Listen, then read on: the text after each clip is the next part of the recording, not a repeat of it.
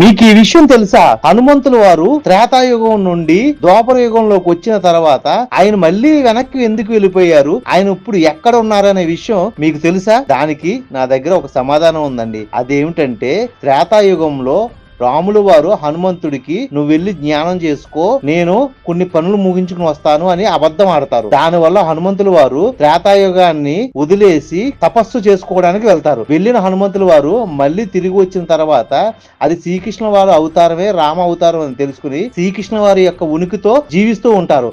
అదే సమయంలో కురుక్షేత్రం రావడం వల్ల శ్రీకృష్ణ వారికి తోడుగా ఆ కురుక్షేత్రంలో జెండాపై కవిరాజు అవుతాడు. కురుక్షేత్రం అయిపోయిన తర్వాత శ్రీకృష్ణ వారు హనుమంతుణ్ణి ఇలా ఆజ్ఞాపిస్తాడు, హనుమ నువ్వు ఈ యుగాన్ని వదిలేసి వెళ్ళి తపస్సు చేసుకో. ఈ యుగం తర్వాత కలియుగం వస్తుంది. కలియుగం అయిపోయిన తర్వాత వచ్చే యుగానికి నువ్వే సేనాధిపతిగా ఉండి నడిపించాలి. అప్పుడు వరకు నువ్వు జ్ఞానంలో ఉండు.